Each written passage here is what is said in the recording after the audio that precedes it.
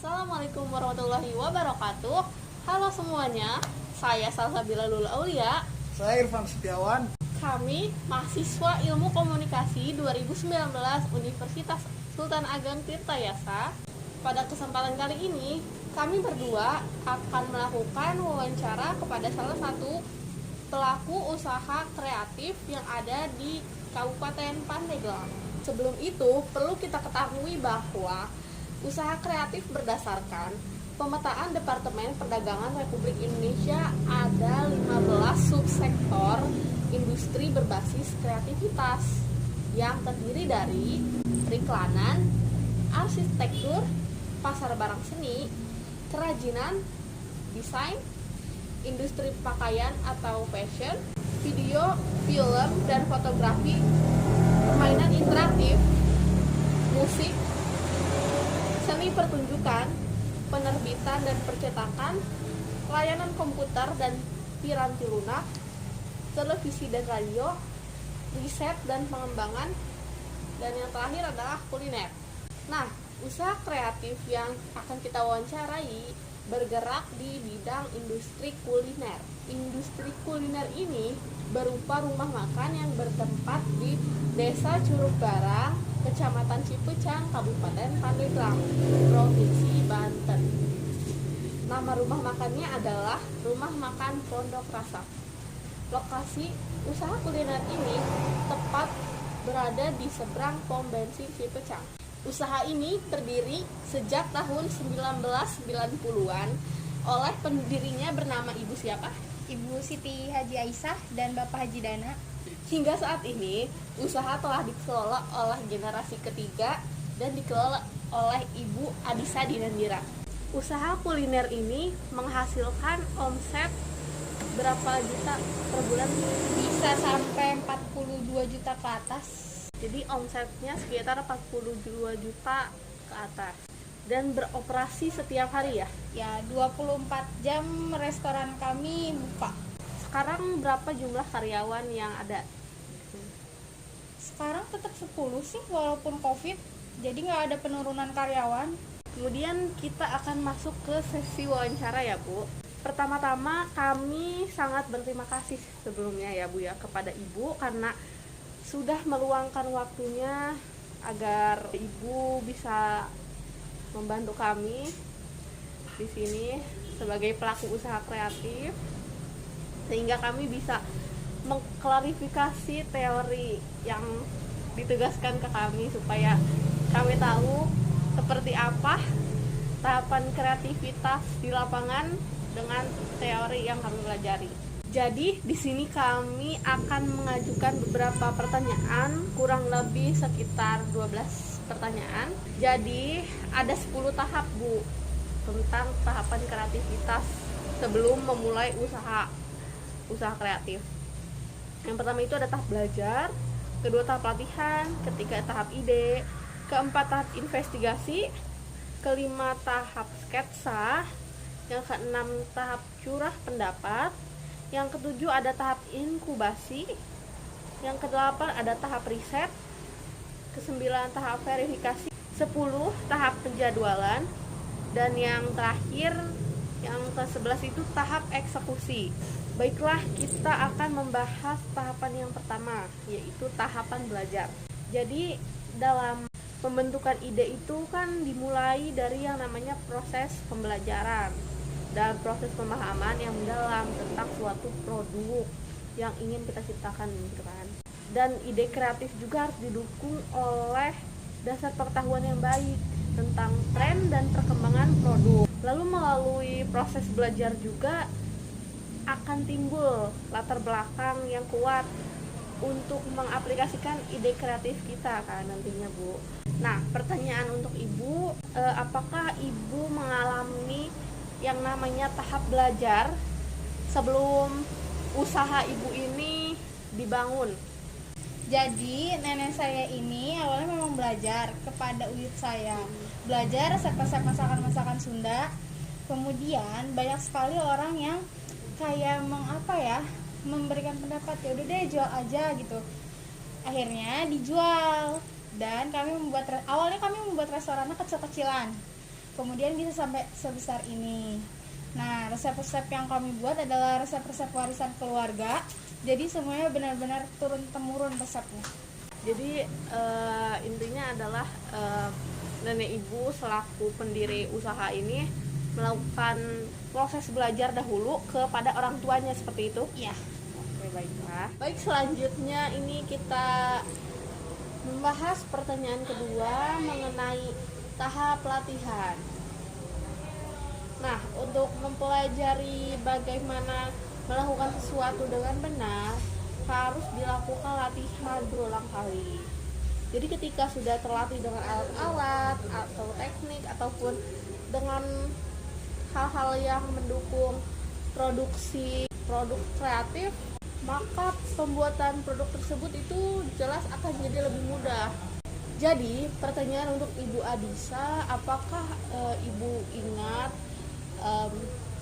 bahwa nenek ibu ya yang sebagai pendiri usaha rumah makan ini, apakah dia melakukan latihan sebelum memulai usaha ini? Yang saya maksudkan ini latihan memasak mungkin seperti itu, dan latihan itu kira-kira seperti apa dan butuh waktu berapa lama kira-kira waktu itu, kalau ibu tahu silahkan jawab. Untuk latihan memasak, nenek saya pasti selalu melatihnya ya, untuk mendapatkan cita rasa masakan yang enak dan bisa diterima oleh masyarakat luas. Kan berarti butuh waktu yang lama juga, nggak mungkin 1-2 hari untuk mendapatkan rasa yang enak kan. Jadi latihan itu banyak sekali lah, sering sekali untuk mendapatkan rasa-rasa yang enak dan bisa diterima.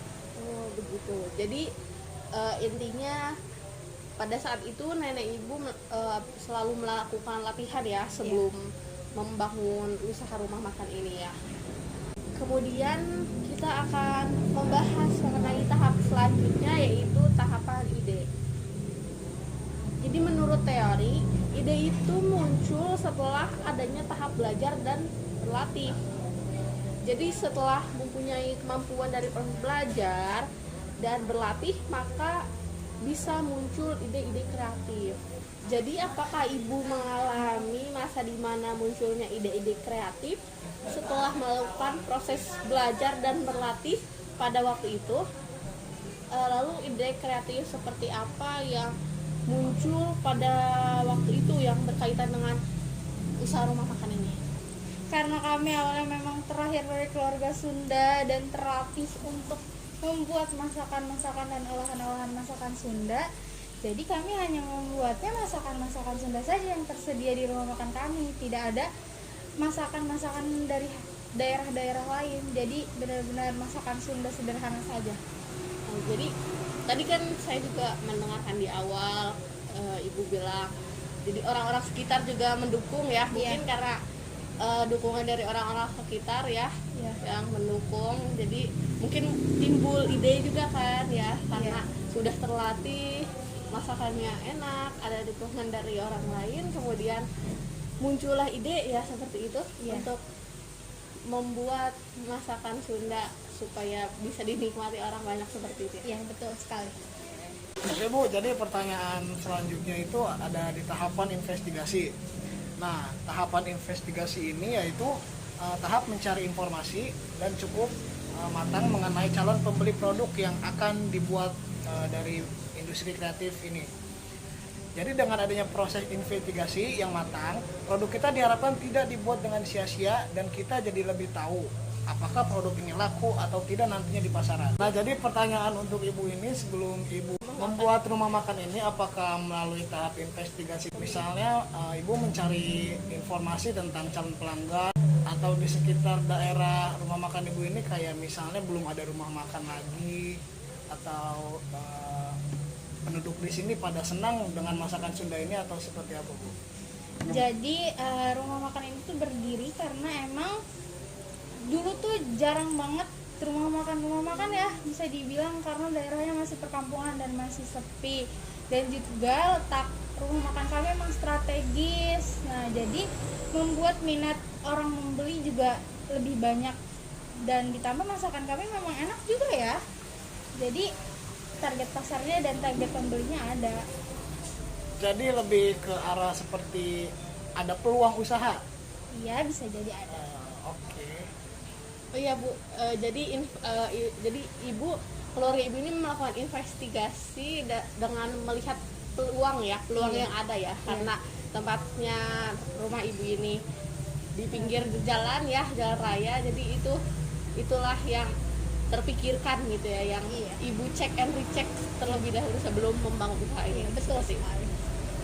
Nah, selanjutnya pertanyaan kelima ini tentang sketsa.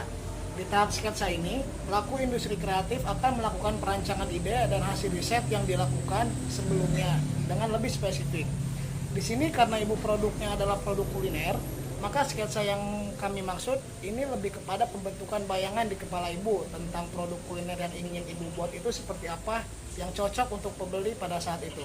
Kalau bayangan sudah pasti ada ya, apalagi jarang sekali orang-orang yang kayak menjual makanan Sunda. Terus ditambah lagi kita ada menu favoritnya seperti sate daging yang jarang banget orang miliki gitu kan, seperti apalagi ayam bakar dengan bumbunya yang khas, terus pepes-pepesan. Jadi banyak banget yang orang lain di rumah makannya nggak ada, di kita itu ada dengan bumbu-bumbu yang otentik itu.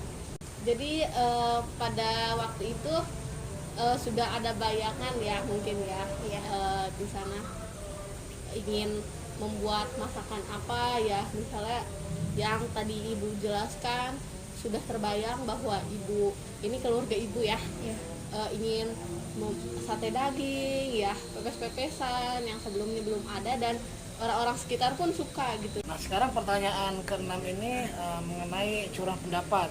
Di tahap curah pendapat ini, kita akan meminta pendapat dari orang-orang, baik itu kerabat, dekat, atau orang lain yang bisa membantu kita mengevaluasi produk yang mau kita buat melalui sketsa yang sebelumnya sudah dibuat. Nah, jadi pertanyaan untuk ibu ini, untuk pengalaman ibu dahulu itu, apakah melakukan proses curah pendapat seperti yang saya jelaskan tadi? Kayak misalnya sebelum ibu membuat menu baru di restoran di rumah makan ibu, apakah ibu meminta kerabat terdekat ibu untuk merasakannya lebih dahulu atau semacamnya Bu, seperti itu? Ya, jadi nenek saya terlebih dahulu memang meminta pendapat kepada keluarga, sahabat-sahabat terdekatnya untuk mencicipi terlebih dahulu, apakah masakan saya patut untuk dijual dan dikonsumsi oleh orang lain. Nah, setelah layak dan patut dikonsumsi oleh orang lain, baru kami menjualnya gitu. Jadi setelah sudah terbayang tadi kan makanannya, kemudian nenek ibu melakukan curah pendapat ini ya, tahap curah pendapat ini dilewati berarti ya. Dilewati dengan caranya nenek ibu bertanya-tanya ke kerabatnya nenek ibu, baik seperti itu. Nah, sekarang kita masuk ke pertanyaan ke-7, yaitu ada tahapan inkubasi. Nah, tahapan inkubasi ini adalah tahap di mana kita memberikan waktu kepada diri kita sendiri untuk memikirkan ide kreatif kita apakah sudah benar-benar matang ataupun belum. Nah, jadi pertanyaan untuk ibu ini, apakah ibu saat itu melakukan tahapan inkubasi ini atau tidak? Jika iya, berapa lama ibu memikirkan ide ibu ini sehingga ibu yakin bahwa ide ibu dalam membangun rumah makan ini benar-benar matang? Tahapan itu sih pasti ada ya, tapi kayaknya tidak membutuhkan waktu yang lama banget. Nah, selain itu juga kita tuh emang niatnya mau jualan mungkin ya, nenek saya tuh, jadi tidak butuh waktu lama lagi untuk berjualannya lagi. Jadi karena tadi udah disebutkan bahwa peluangnya sangat besar ya, karena di daerah sini itu dahulu belum ada rumah makan sama sekali mungkin gitu ya. Jadi jarang sekali rumah jadi makan. tanpa pikir panjang ya langsung dieksekusi aja gitu ya. Iya, betul sekali. Kemudian ada tahap riset. Nah, di tahap sebelumnya juga kan tadi sudah dijelaskan ada tahap investigasi. Nah, tahap investigasi ini dengan riset itu hampir serupa lah ya, cuman sebetulnya berbeda. Kalau tahap riset ini tahapannya itu hampir ke eksekusi gitu. Di sini riset yang dilakukan itu semacam riset pasar terhadap budaya lokal.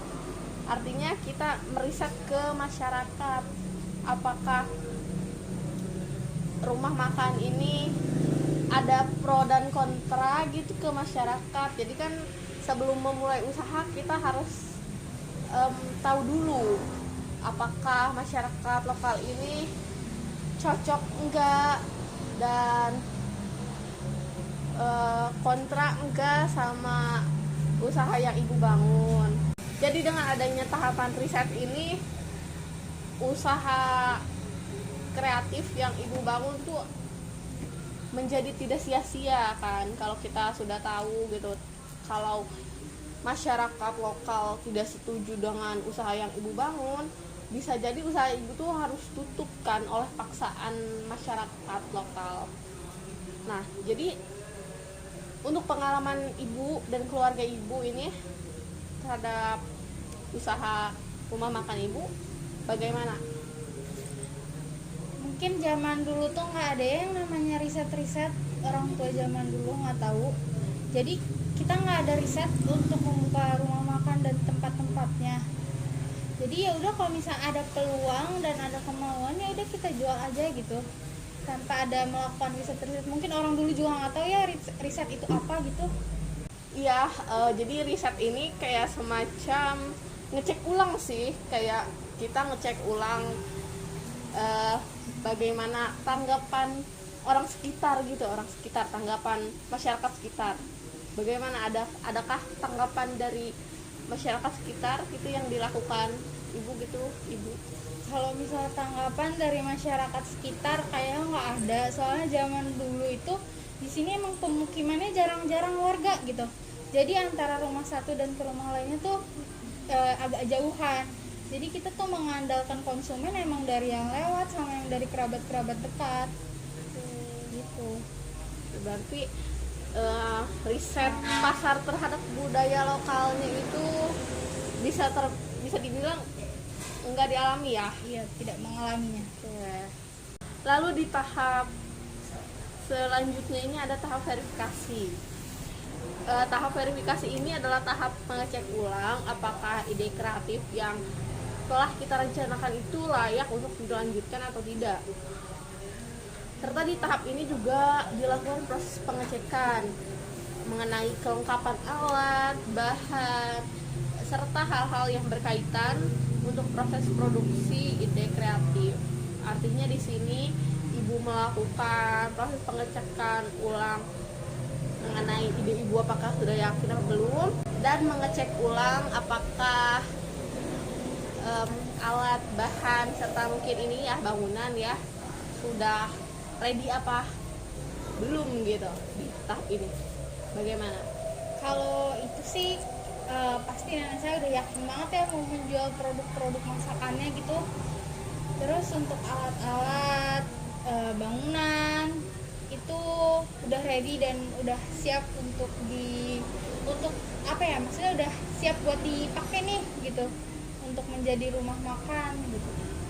Jadi nenek ibu melewati ini ya, tahap verifikasi ya. Iya, melewati. Kemudian tahap selanjutnya adalah tahap penjadwalan. Nah, ini tahap penjadwalan ini adalah tahap sebelum terjadinya eksekusi atau sebelum proses produksi. Jadi tahap penjadwalan ini sebetulnya mesti diterapkan ya. Kalau di teori ini dijelaskan kalau harus diterapkan sejak awal ketika kita ingin memulai usaha. Karena tujuan dari penjadwalan ini supaya waktu kita itu bisa dialokasikan dengan baik. Yang pasti dengan penjadwalan kita bisa sesuai dengan target yang kita inginkan. Jadi pertanyaan untuk ibu, apakah pada waktu itu nenek ibu ya melakukan yang namanya penjadwalan sebelum memulai usaha rumah makan ini? Kalau menurut saya, karena orang zaman dulu tidak terstruktur, jadi tidak ada penjadwalan khusus. Jadi ya mengalir saja gitu, tidak ada target-target juga. Begitu. Jadi nenek ibu pada waktu itu nggak melewati yang namanya tahap penjadwalan ya. Tidak. Jadi semuanya eh, eh, terlaksana dengan begitu saja. Iya, betul sekali. Tidak ada yang namanya menargetkan waktu kapan tempat ini harus buka gitu, seperti itu. Tidak ada. Tidak ada. Oke, baiklah. Selanjutnya ini adalah tahap terakhir dari tahap kreativitas. Ini adalah tahap eksekusi. Nah, tahap eksekusi ini adalah tahap produksi produk dari ide kreatif yang dimiliki oleh pelaku industri kreatif. Jadi tahap eksekusi ini adalah tahap produksi produk kreatif yang sudah melalui proses yang panjang tadi kan, dari tahapan yang pertama dari proses belajar sampai ke penjadwalan tadi ya, sebelum eksekusi itu tadi. Kemudian produk ini akan dipasarkan ke masyarakat. Artinya eksekusi ini kalau rumah makan ibu ya, berarti eksekusinya di sini berarti sudah mulai masak produksi massal, artinya sudah mulai masak banyak. Kemudian sudah mulai buka warung ya, buka rumah makan ya. Sudah mulai seperti itu. Pertanyaannya itu bagaimana cara ibu atau nenek ibu memasarkan produk rumah makan ini ke masyarakat ketika awal-awal baru buka gitu, bagaimana? Jadi memasarkannya itu karena zaman dulu alat elektronik yang susah, media digital juga mungkin susah untuk dicapai, Belum ada ya? belum ada lah ya. Jadi memasarkannya itu secara yang pertama mungkin mulut ke mulut, yang kedua memang karena lokasi kita yang strategis, jadi membuat orang tuh lapar nih makan di sini gitu, karena tempatnya juga strategis, jadi kayak gampang dilihat gitu sama orang-orang, gampang digapai gitu. Oke, baik. Berarti di tahap eksekusi ini pengalaman ibu ketika sudah produksi massal kemudian dipasarkan ke masyarakatnya itu dengan melalui cara promosinya mulut ke mulut, Iya. dan dengan melalui paling mencari para pelanggannya dengan menunggu pelanggannya datang sendiri ya. Iya. Karena di pinggir jalan, jadi menunggu mereka datang langsung. Iya. Lalu di sini ada pertanyaan bonus nih untuk ibu ya, Iya. mengenai yang memakan pondok rasa ini. Jadi bagaimana perkembangan usaha kuliner ibu dari pas awal dibangun hingga detik ini, bagaimana perkembangannya? Menurut saya sebagai generasi ketiga, perkembangan rumah makan Pondok Rasa ini lumayan cukup meningkat ya, cukup bagus gitu.